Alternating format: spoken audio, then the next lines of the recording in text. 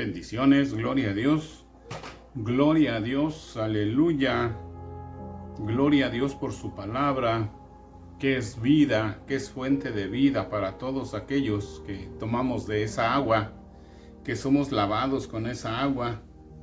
Ahora estaremos viendo, complementando lo que ya pasó en la semana llamada Semana Santa, pero que nosotros nos quedamos hasta la preparación, lo que era la preparación de la cena. Hasta allí quedamos la entrega anterior y ahora queremos complementar lo que hizo el Señor en esa última cena y de qué manera dejó enseñanza para nosotros, para recordarle en conmemoración, dice Pablo a los Corintios 11. Bueno, vamos a darle inicio dándole gracias a Dios por su palabra. Padre, gracias Señor. Queremos recordar, según lo que dijo Lucas 22, acerca de lo que el Señor hizo en esa cena del nuevo pacto, en esa cena donde hubo mucha bendición y que todo estuvo, Señor, de acuerdo al plan proyectado desde el principio de la fundación del mundo, desde antes de la fundación del mundo, porque el plan perfecto en la mente del Padre se lleva a cabo en el Hijo por la gracia y el mérito del Espíritu Santo. Gracias, Señor, en el nombre de Jesús. Amén y amén. Aleluya. Bethesda Radio presenta Alcanzados en el Espíritu. Y dijo el Señor: cuánto he deseado comer con vosotros esta Pascua antes que padezca. La narrativa de Lucas 22, junto con los demás evangelistas, tanto sinópticos como Juan, empieza después de la preparación en que se da la orden de dónde se iba a llevar a cabo esa cena. Dice: ¿dónde quieres comer la Pascua? Todo el pueblo estaba preparando la Pascua, pero había un día especial que se llama el Seder, que es el día de la preparación. Ese día aún no hay ninguna actividad más que preparar todas las cosas, poner en orden todo, y en ese día de la preparación se mata a los corderos para la Pascua. Esto era un cumplimiento profético exacto, quirúrgico, de cómo el Señor tendría que morir para esa ocasión. Y muchos ya conocemos esta historia, pero queremos repasarla complementando la entrega anterior, hasta donde ahora logremos narrar cómo sucedió el final de esta semana, en que Jesús se despide porque ya se va a retirar. Pero tenemos ahí también algunas cosas que sucedieron después de la resurrección. Pero dentro de ese primer plano, que es la cena, dice Lucas 22:14, que cuando era la hora. ¿Cuándo era la hora para esa cena? Les decía yo que el día iniciaba cuando se pone el sol. Poniéndose el sol, inicia nuevo día.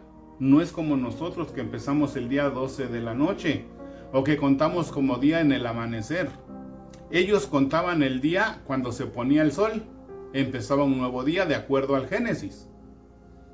Entonces se pone el sol y empieza el día 14 de Nisan, la preparación. Cuando era la hora, ya se había puesto el sol, aproximadamente 7 de la noche. Cuando era la hora, se sentó a la mesa y con él los apóstoles. Note usted que aquí no fue convocada ninguna otra persona, salvo los apóstoles, que eran 12, y Jesús.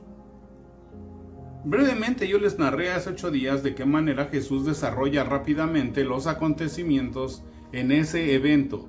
Se pone el sol y empieza lo que se llama la cena. Pero también empiezan diversos actos que hace Jesús. Por ejemplo, allí descubre al que lo va a traicionar. Aunque no los evangelistas lo ponen de manera ordenada en el tiempo. Los que creemos que Judas fue despedido antes de hacer el nuevo pacto. O sea, antes de tomar el pan y el vino en la nueva celebración. Entonces, les dice Jesús cuando llegó a la hora, con sus apóstoles les dijo: cuánto he deseado comer con vosotros esta Pascua antes de que padezca. O sea, ya les había dicho que iba a morir. Porque os digo que no la comeré más hasta que se cumpla en el reino de Dios. Entonces, él dijo también del producto de la vid, del vino.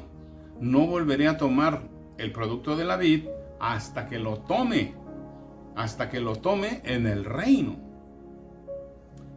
Entonces, aquí Juan no da el detalle de la expulsión de Judas, pero en los otros evangelios sí habla acerca de cómo le da el último bocado mojado y dice: a quien le diere de este bocado, ese es el traidor, porque todos decían: ¿seré yo, maestro? ¿Seré yo?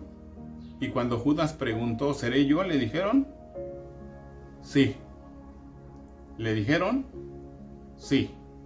Él era el que estaba allí. Entonces, cuando lo despide Jesús, la gente piensa que él fue a hacer algún mandado, o que fue a comprar pan para la cena, o vino, o algo, o que le fue a dar dinero a los pobres.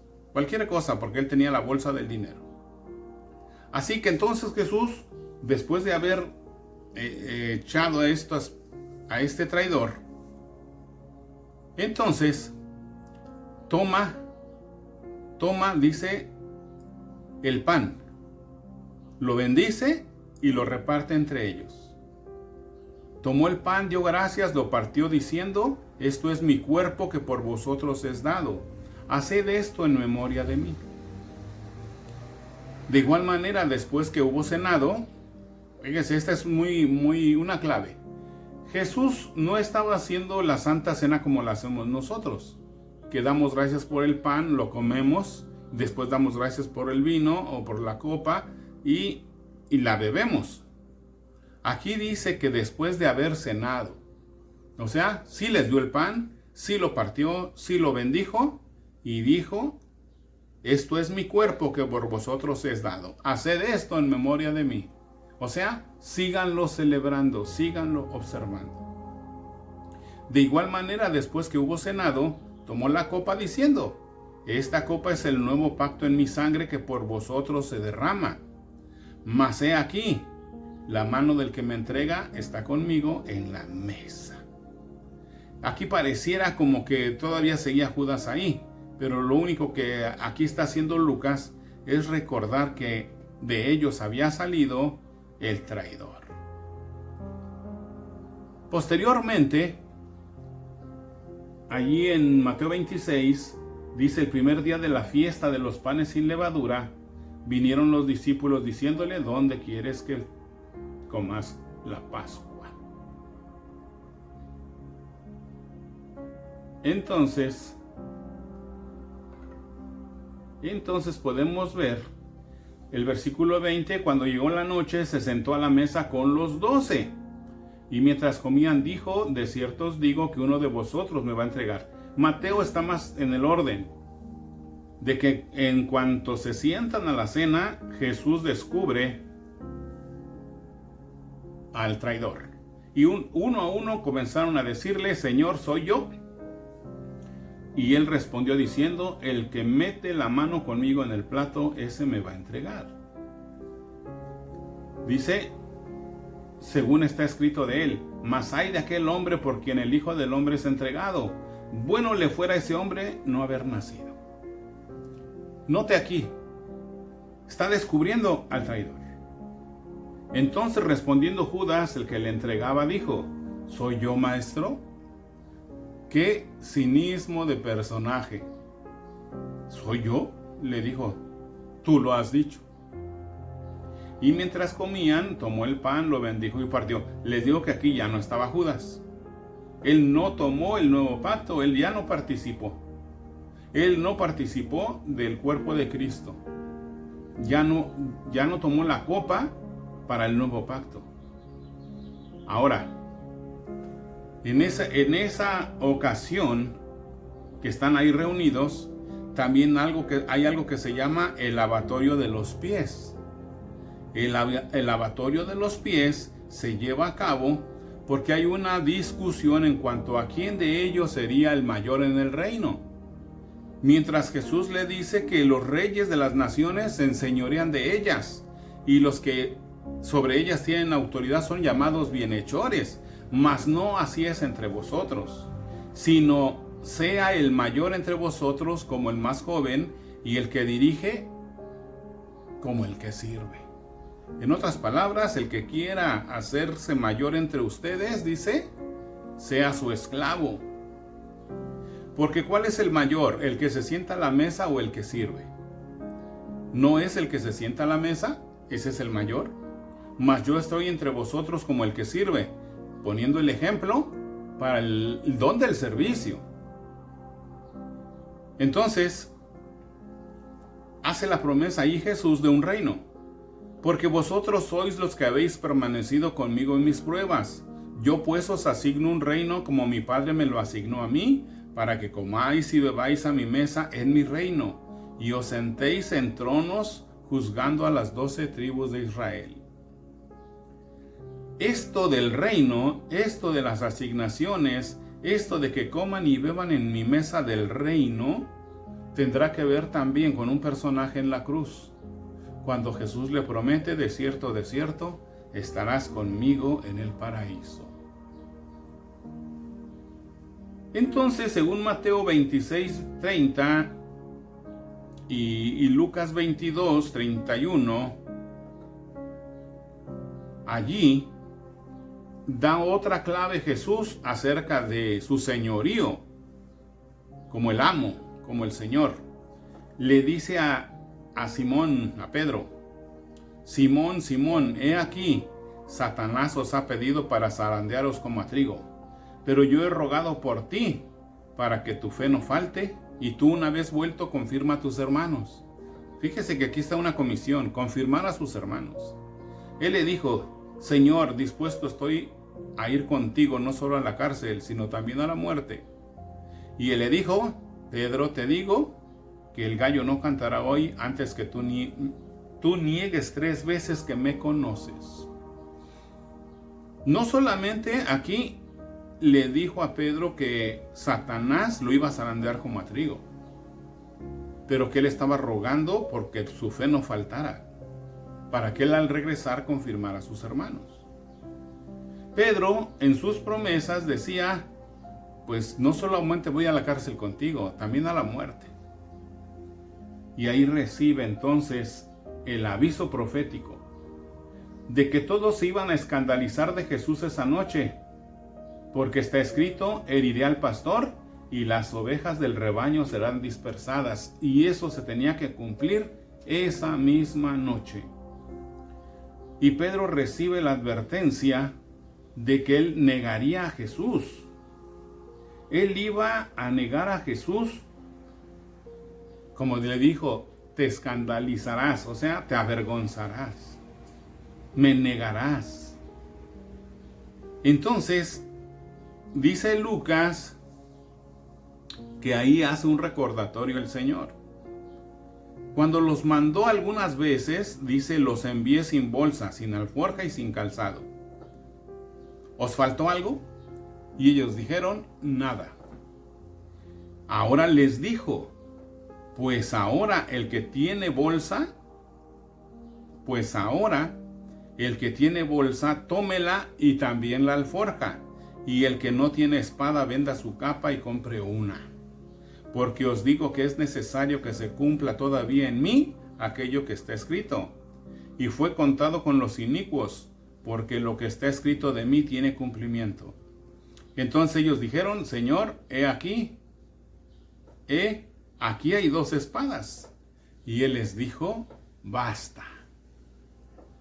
Las traducciones aquí son variadas, los entendimientos exegéticos son variados.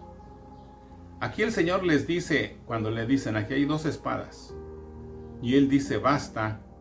Algunos dicen que con eso bastaba para lo que iba a pasar. Pedro usó una, la otra no se usó.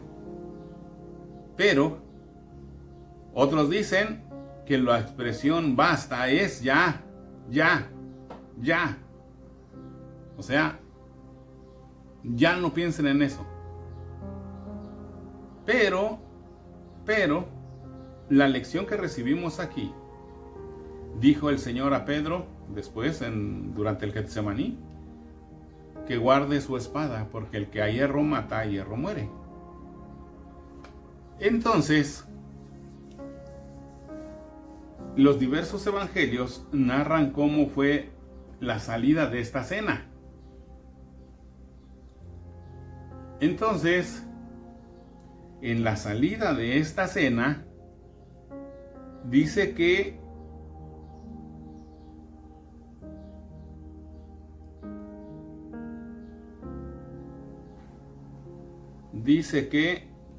cantando el himno salieron porque ya era hora.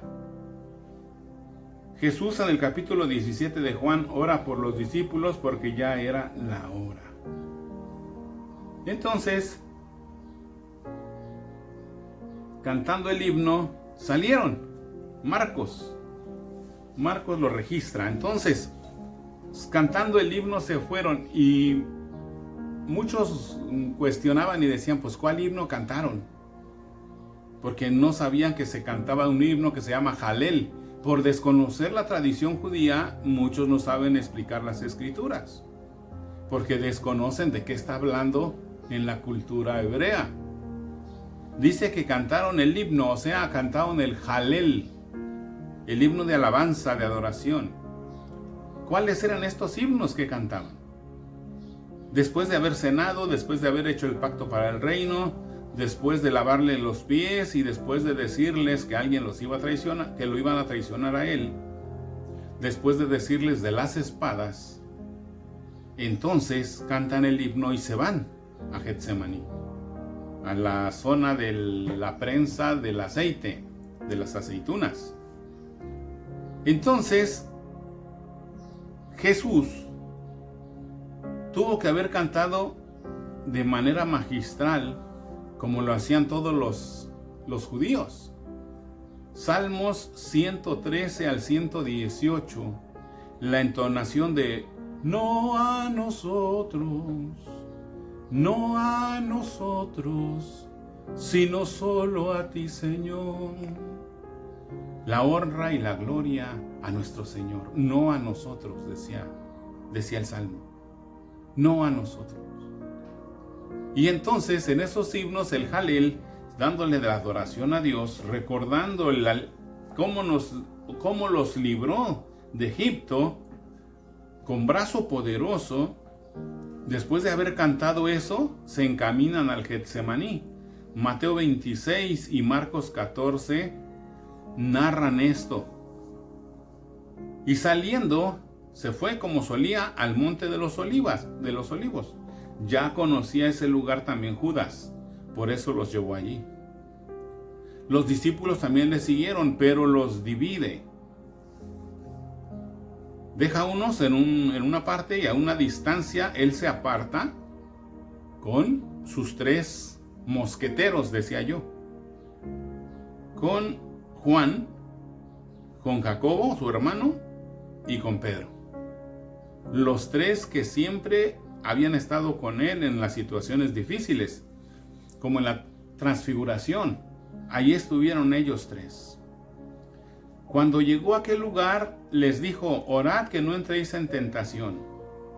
Y él se apartó de ellos a distancia como de un tiro de piedra, y puesto de rodillas oró.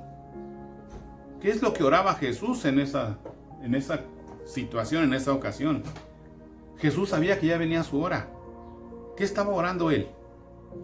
Él entonces empezó a decir, Padre, si quieres pasa de mí esta copa, pero no se haga mi voluntad sino la tuya. Y dice Lucas que se le apareció un ángel del cielo para fortalecerle.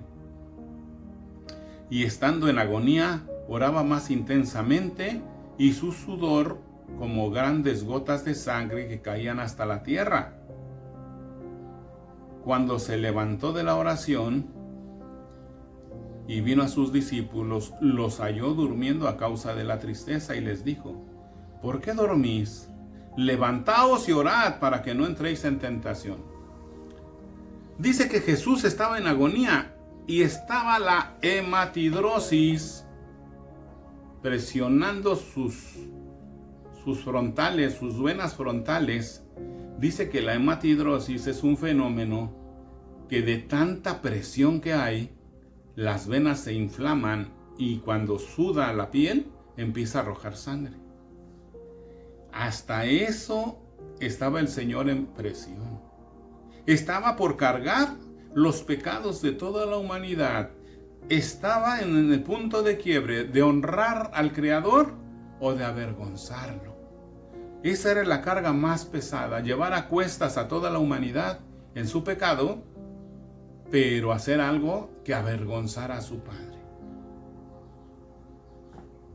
Dice que los dejó diciéndoles: orad para que no entréis en tentación. Él estaba compungido hasta la muerte. Pidió que le acompañaran orando ahí en ese lugar. Pero cuando se levantó de la oración y vino a sus discípulos, los halló durmiendo a causa de la tristeza. Y les dijo: ¿por qué dormís? Levantaos y orad para que no entréis en tentación. La importancia de la oración en los momentos difíciles, Jesús lo dejó bien claro. Tenemos problemas, es tiempo de orar. Tenemos gratitud en el corazón, es tiempo de orar. Tenemos cosas en nuestro futuro que aún no sabemos cómo se van a resolver, tenemos que orar. Y qué complicado es a veces apartar tiempo para orar. Jesús estaba agonizando antes de tiempo, en agonía constante. Su sudor como grandes gotas de sangre, hematidrosis. Y ahora los discípulos estaban durmiendo. Y les dijo: el espíritu está presto, mas la carne es débil. Por eso por la carne ellos dormían. Y pues a causa de su tristeza también. Y entonces,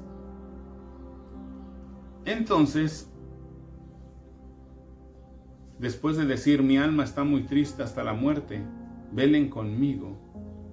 Después de encontrarlos dormidos varias veces, diciéndoles: ¿no pudieron orar conmigo ni siquiera una hora?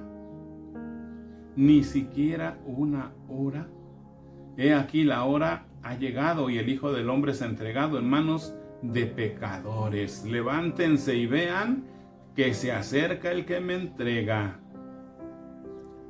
Entonces, según narra Marcos 14, Lucas 22 y Juan 18, mientras todavía hablaba, vino Judas, uno de los 12, y con él mucha gente con espadas y palos, de parte de los principales sacerdotes y de los ancianos del pueblo. Incluso venían funcionarios romanos, porque ahora ya era un complot para darle muerte. Judas les había dicho: al que yo besare, ese es, prendedle. Cuando se acerca a Jesús y le dice: salve, maestro, y le besó. Jesús le dijo: amigo, ¿a qué vienes? Entonces se acercaron y echaron mano a Jesús y le prendieron.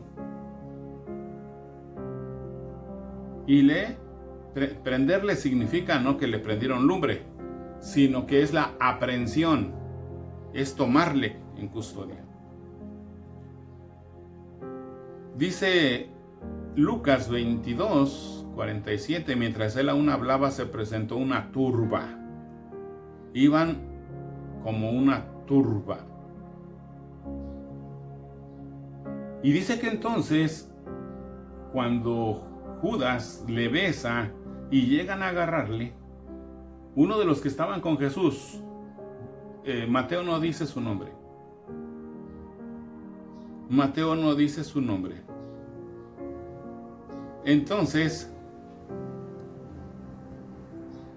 dice Lucas 22:49, viendo los que estaban con él lo que iba a acontecer, le dijeron: Señor, ¿heriremos a espada? Decían que tenían 2 espadas. Y uno de ellos hirió a un siervo del sumo sacerdote y le cortó la oreja derecha. Entonces, tampoco dice su nombre.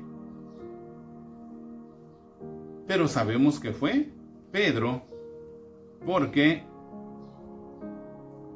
Pedro, el impetuoso Pedro, es el que saca la espada, y Marcos registra que le vuela la oreja pero Jesús lo restaura, le sana. También Lucas dice, Jesús le sanó.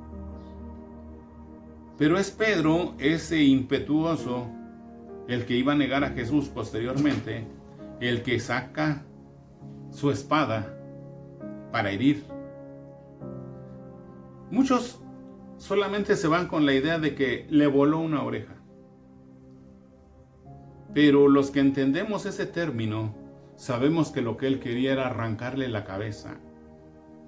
Solamente que Malco, el siervo del sacerdote, pues era un soldado. Y lo que hizo él fue esquivar el golpe mortal. Por eso solamente le arrancó una oreja, si no le hubiera arrancado la cabeza. Lucas es bien específico, dice que es la oreja derecha. Y era siervo del sumo sacerdote. Jesús en su defensa alega, ¿como contra un ladrón habéis salido con espadas y palos? Si yo estuve con ustedes cada día en el templo, nunca extendieron la mano contra mí, mas esta es vuestra hora y la potestad de las tinieblas. Llegó el momento en que las tinieblas, operando contra el Hijo de Dios, se tendrían una supuesta victoria. Pero esta victoria lo que está haciendo realmente es evidenciar lo que Jesús ya les había dicho, lo que no les cayó de sorpresa, porque ya estaban advertidos de que todo se tenía que cumplir a su debido tiempo. Y gloria a Dios por su palabra. Entonces, en el suceso, como va así en los sucesos, cuando Pedro ataca, así con la fiereza que él tenía, dice Mateo 26:51, entonces Jesús le dijo, vuelve tu espada a su lugar, porque todos los que tomen espada a espada perecerán. Y aquí das una declaración tremenda. ¿Acaso piensas que no puedo orar a mi Padre y que Él me daría más de 12 legiones de ángeles? ¿72,000 ángeles para defender a Jesús con solo pedirlo? Cada legión costaba casi de 6,000 soldados. Así que 12 legiones, aprox 70,000 ángeles. Un solo ángel en una noche mató a 185,000 asirios en una noche. Imagínense lo que harían 12 legiones de ángeles contra los que proyectaban matar a Jesús. Jesús estaba convencido de que si se hubiera querido evitar esa muerte, se hubiera logrado. Pero no se trataba de evadir, se trataba de que se cumpliera la profecía. Entonces, hace la pregunta, ¿pero cómo entonces se cumplirán las escrituras de que es necesario que así se haga? En aquella hora dijo Jesús a la gente, ¿como contra un ladrón habéis salido con espadas y con palos para prenderme? Cada día me sentaba con vosotros enseñando en el templo y no me prendisteis. O sea, mas todo esto sucede para que se cumplan las escrituras de los profetas. Entonces los discípulos dejándole huyeron. ¿A dónde llevarían a Jesús? Bueno, Mateo 26 dice que lo llevaron al sumo sacerdote Caifás. Estaba dicho que Jesús le iba a negar, y ahí es a donde iba a ser negado. Pero,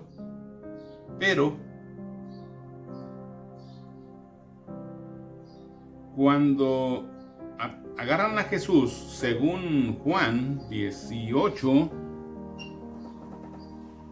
lo llevaron primeramente a Anás. No porque se estén contradiciendo Mateo y Juan.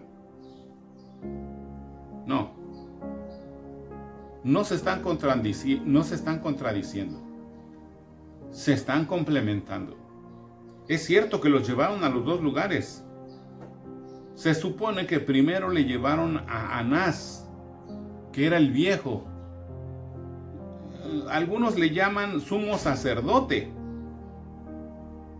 porque se entiende que se iban rolando, pero el que era nombrado era Caifás.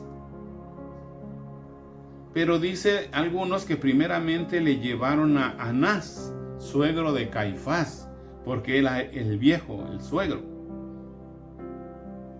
Entonces, los que prendieron a Jesús, dice Mateo 26, los llevaron al sumo sacerdote Caifás, mientras que Juan dice que primero lo presentaron a Anás, el viejo. Les decía yo que no se están contradiciendo, se están complementando. Se entiende que los llevaron a las dos casas. Lo presentan con Anás, este lo cuestiona. Como no hubo respuestas que él quería, sus testigos falsos no funcionaron, lo manda con Caifás. Entonces, en el patio de Anás, Pedro hace la negación de su maestro. 3 veces Pedro niega a Jesús. Dice Lucas, y prendiéndole le llevaron y le condujeron a casa del sumo sacerdote, y Pedro le seguía de lejos. Y entonces, en un fuego encendido que había en el patio, se sentaron alrededor, y Pedro también se sentó entre la gente. Pero una criada al verle le dijo, también éste estaba con él. Pero Pedro lo negó diciendo, mujer, no lo conozco. Como 1 hora después, otro más dijo, verdaderamente también ese estaba con él, porque es Galileo. Pedro dijo, hombre, no sé lo que dices.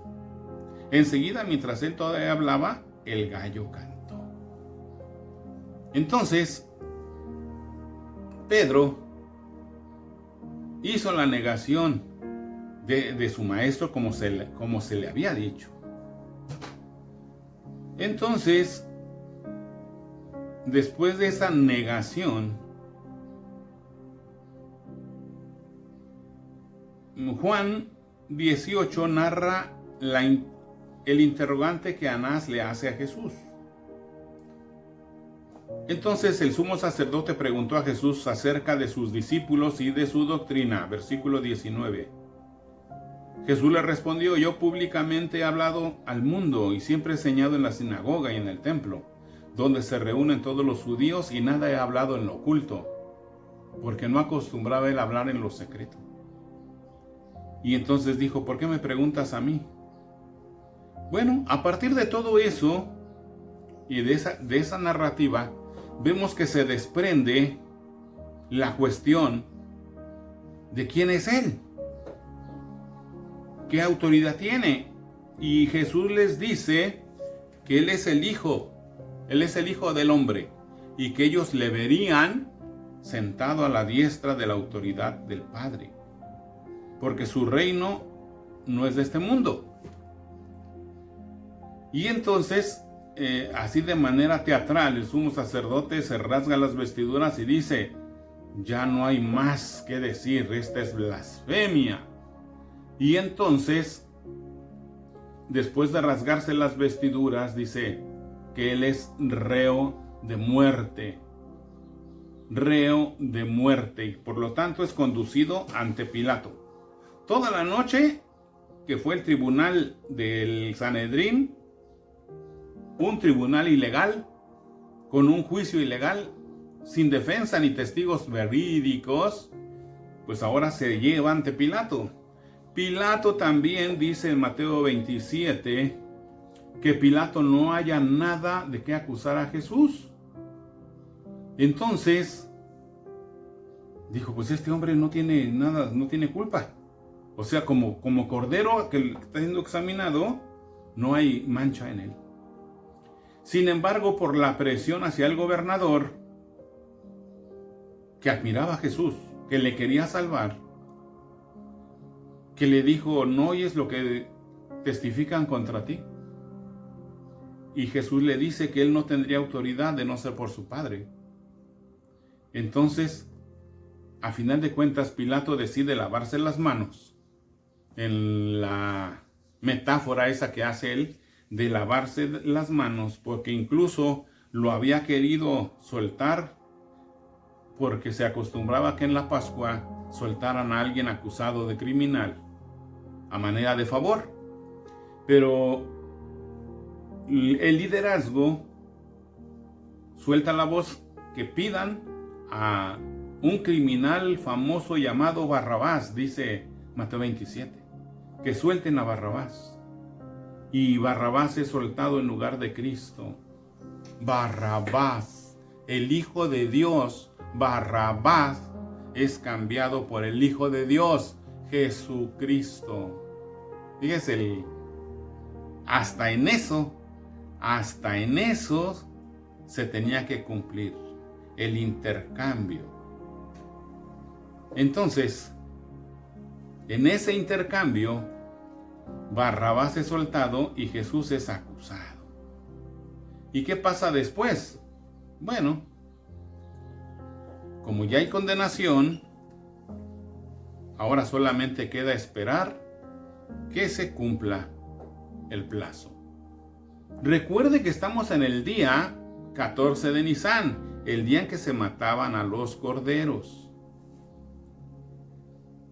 Según Lucas, también Jesús comparece ante Herodes. Pero Herodes igual no tiene autoridad ni siquiera nada ni para enjuiciarlo ni para dejarlo libre. Por lo tanto, Jesús es condenado. Si lo sueltas, te haces enemigo del emperador, le dijeron a Pilato. Y dijo Pilato, no, pues yo no quiero ser enemigo, mejor se los doy, ¿verdad?, para la muerte. Bueno, de toda la pasión de Cristo, dice que Pilato lo manda a flagelar, para que a ver si con la golpiza que le den, pues el pueblo ya se calma y lo deja. Prácticamente lo destrozan. Jesús es destrozado en el flagelo. Ya había sido golpeado en la casa de Anás, ya había sido golpeado en la casa de Caifás, ya había sido golpeado en el camino. Pues ahora lo flagelan a Jesús. Y entonces, allí en el pretorio, a alguien se le ocurre la malvada idea de hacerle una corona. Como es el rey de los judíos, pues le hacen su corona, pero de espinas. Yo creo que era como lo que conocemos en México como el palofierro.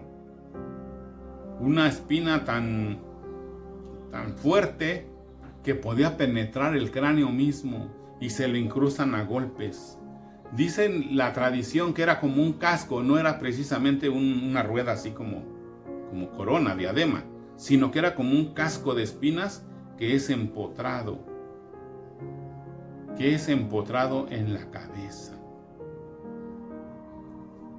Entonces, Jesús es conducido hacia el Gólgota, dice el Evangelio, hacia el Gólgota, pero iba flagelado, cargando una cruz, y entonces él empezó a caerse, porque estaba muy débil, y además el camino hasta el Gólgota, la calavera, era muy sinuoso y difícil, se caía siempre. Entonces Simón de Cirene es obligado a cargar la cruz y llevar hasta el Gólgota, ayudarle a Jesús a llegar a su destino. Ya puesto en la cruz, clavado de manos, se cree que no fue clavado aquí. Si se clava aquí, se desgarra, se caería. Se cree que fue clavado aquí, entre este hueco que hace aquí la muñeca, para que el cuerpo lo pudiera soportar. Entonces, la expresión manos no es muy exacta al decir muñecas, porque si lo hubieran perforado aquí hay desgarre. No puede hacerse eso. De una manera fisiológica no se puede hacer. Entonces Jesús es clavado a una cruz, pero le ponen a la derecha a uno y a la izquierda a otro malhechor. Uno de ellos le dijo: Señor, acuérdate de mí cuando entres a tu reino. Jesús le dice: de cierto te digo, hoy estarás conmigo en el paraíso. Y eso es primordial, entender lo que significaba. ¿Qué significaba que Jesús le dijera: estarás hoy conmigo en el paraíso? Entonces, mientras uno le decía, injuriándolo: si tú eres el Cristo, sálvate a ti mismo y a nosotros. Reprendiendo, el otro le dijo: ¿ni aún temes tú a Dios estando en la misma condenación? Porque nosotros, a la verdad, justamente padecemos, porque recibimos lo que merecieron nuestros hechos, mas ningún mal hizo. Y dijo a Jesús: acuérdate de mí cuando vengas en tu reino. Entonces Jesús le dijo: de cierto te digo que hoy estarás conmigo en el paraíso. Como era la hora sexta, hubo tinieblas sobre toda la tierra hasta la hora novena. Desde el mediodía hasta las 3 de la tarde, la hora novena, Jesús estuvo colgado en agonía. Hacia la hora novena, Jesús dijo: Padre, en tus manos encomiendo mi espíritu. Pero ya había dicho las 7 palabras. Ya había dicho: Padre, perdónalos porque no saben lo que hacen. Entonces, cuando termina, dice: consumado es. Habiendo dicho todo esto, expiró. Cuando el centurión encargado vio lo que había acontecido, dio gloria a Dios diciendo: verdaderamente este hombre era justo, este era hijo de Dios. Y entonces muchos que estaban viendo se empezaron a golpear el pecho, porque eran culpables del derramamiento de sangre. De allí nació los golpes de pecho, cuando alguien se dice culpable. Entonces, dícese que ahí en la cercanía estaba la Magdalena, estaba María, Juan. Cuando Jesús le dijo las palabras a Juan: he ahí tu madre, y le dijo: madre, he ahí tu hijo, se la estaba encargando. Posteriormente, dice que Jesús, como ya era la hora novena, le faltaban 3 horas para que bajara el sol, tenían que descolgarlo rápido porque iba a empezar el nuevo día. El día 15 era Shabbat, día de descanso, y no podía haber ninguna actividad más que la Pascua. Entonces dice que rápidamente fue descolgado. Vinieron a pedir su cuerpo. José de Arimatea, que tenía un sepulcro limpio sin haberse usado, pidió el cuerpo. Entonces, mujeres que habían venido con él desde Galilea le siguieron también, vieron a dónde fue el sepulcro y cómo fue puesto el cuerpo. Y vueltas prepararon especias aromáticas, ungüentos, y descansaron el día de reposo conforme al mandamiento. Entonces, podemos notar aquí, apresuradamente llevaron a Jesús, lo metieron a la tumba, rodaron la piedra, y dice que los principales sacerdotes dijeron: se van a robar el cuerpo y van a decir que ya resucitó. Haz que sellen con sello real romano, que sellen la tumba. Y entonces, para que no puedan decir que ya resucitó, hicieron una escuadra de soldados para resguardar. Pero el primer día de la semana, muy de mañana, vinieron al sepulcro trayendo especies aromáticas que ya habían preparado antes, cuando Jesús fue recién bajado. Esas mujeres vinieron, pero hallaron removida la piedra del sepulcro. Alguien ya les había ganado y no estaba el cuerpo del Señor. Pero como no eran creyentes, eran incrédulas, la Magdalena dijo: alguien se llevó a mi Señor, ¿y dónde lo habrán puesto? Porque no dijeron: ya resucitó, alégrense. Según la narración de los evangelios, dice que corrió a avisar que el cuerpo ya no estaba. Magdalena fue de mañana aún oscuro y vio que la piedra estaba quitada. Entonces corrió y fue a Simón Pedro y al otro discípulo, aquel que amaba a Jesús, y les dijo: se han llevado del sepulcro al Señor y no sabemos dónde le han puesto. No decían: ya resucitó. No lo creían, eran incrédulos. Sin embargo, la narración de Lucas dice que junto a ellas, a esas mujeres, hubo 2 varones con vestiduras resplandecientes, ángeles. Y como tuvieron temor, bajaron el rostro a tierra y les dijeron: ¿por qué buscáis entre los muertos al que vive? Gloria a Dios, aleluya, porque Él vive y reina para siempre. No está aquí, sino que ha resucitado. Acordaos de lo que os habló cuando aún estaba en Galilea. Entonces, Jesús ya les había advertido, ya les había dicho. Estas mujeres eran María Magdalena, Juana y María, madre de Jacobo. Entonces se cumplió todo lo que había dicho Jesús. La resurrección había acontecido. Ahora viene el periodo donde Jesús se aparece a sus discípulos, a los que creen y a los incrédulos.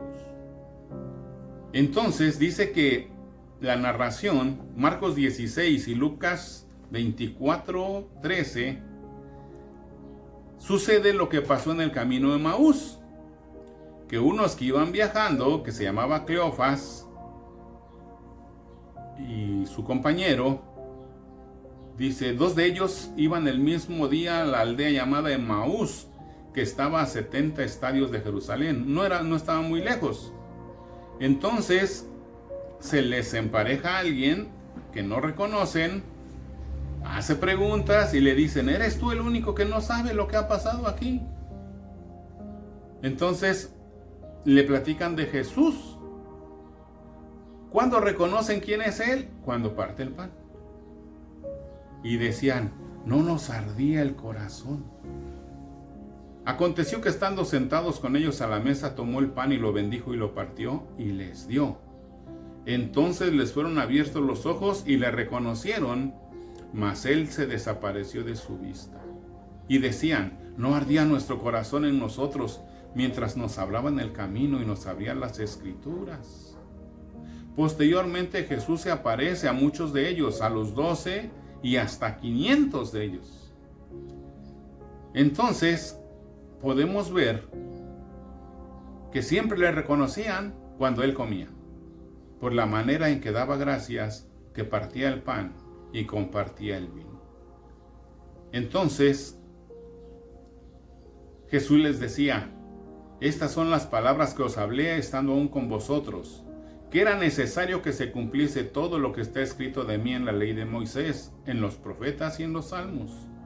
Entonces les abrió el entendimiento que para que comprendiesen las Escrituras, y les dijo: así está escrito, y así fue necesario que el Cristo padeciese y resucitase de los muertos al tercer día, y que se predicase en su nombre el arrepentimiento y el perdón de pecados en todas las naciones, comenzando desde Jerusalén.